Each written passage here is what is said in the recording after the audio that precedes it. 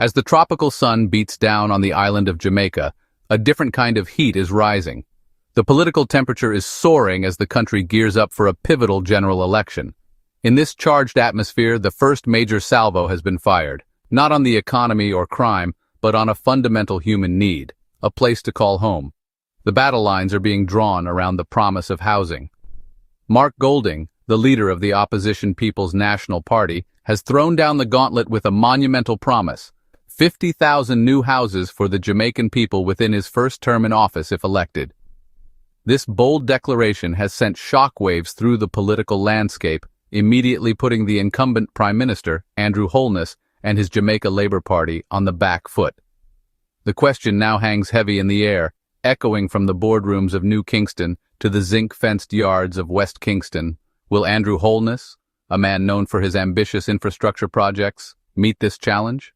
Will he counter with an even more audacious offer, perhaps doubling the stakes to 100,000 new homes in his bid for a historic third term? This isn't just an election promise.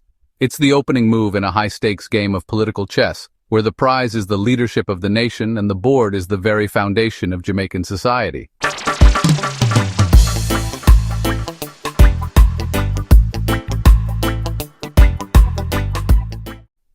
To understand the power of Golding's promise, one must first understand the depth of Jamaica's housing crisis.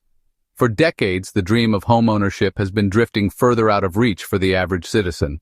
It's a crisis with many fathers. We see rampant inflation driving up the cost of basic building materials like steel and cement. We see financial institutions offering mortgages with interest rates that are simply untenable for those on a low or minimum wage.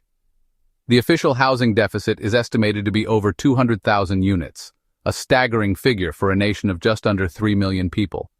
But this number doesn't capture the full human story. It doesn't show the multi-generational families crammed into a two-bedroom house, the young professionals spending over half their income on rent for a tiny apartment, or the sprawling informal settlements where thousands live with insecure tenure and limited access to basic amenities like water and electricity. Mark Golding didn't just pluck a number out of the air, he tapped into a deep well of national frustration. By setting the bar at 50,000 homes, he has not only made a promise but has also forced a national conversation, challenging the status quo and daring his opponent to provide a better solution. For Mark Golding, this focus on social welfare is more than just political strategy. It's a continuation of a family legacy. His father, Sir John Golding, is a revered figure in Jamaican history, a man who dedicated his life to the nation's most vulnerable. From his heroic efforts organizing the response to the horrific Kendal train crash in 1957, the worst rail disaster in the country's history, to his pioneering work in establishing the Mona Rehabilitation Center to treat polio victims and the disabled, the Golding name is synonymous with public service and compassion. Mark Golding grew up witnessing this firsthand, seeing his father's unwavering commitment to uplifting the downtrodden. This upbringing has clearly shaped his political identity. Now, as he stands on the cusp of potentially leading the country, he is channeling that inherited sense of duty towards what he sees as the most pressing crisis of his generation.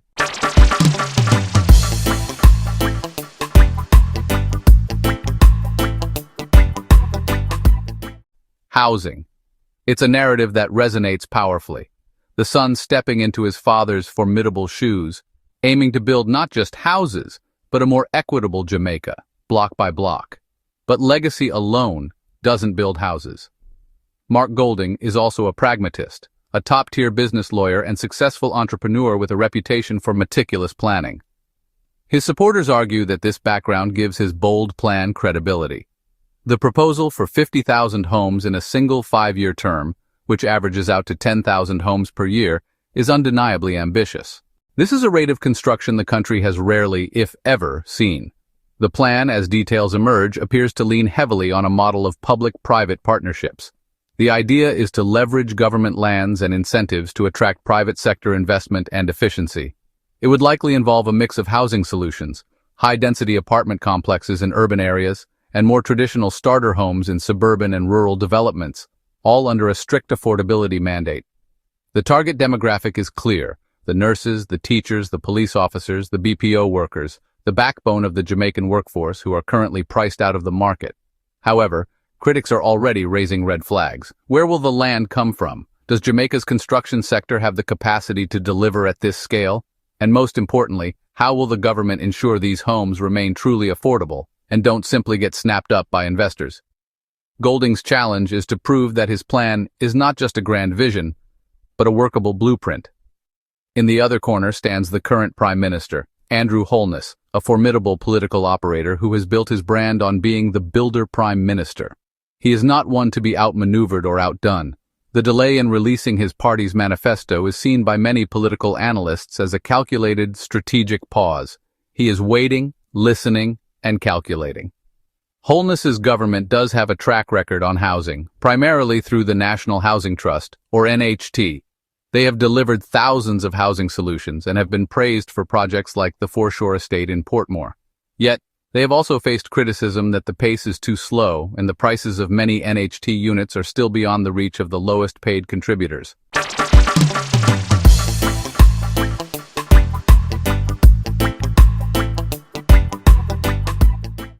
Holness's strategy is likely twofold.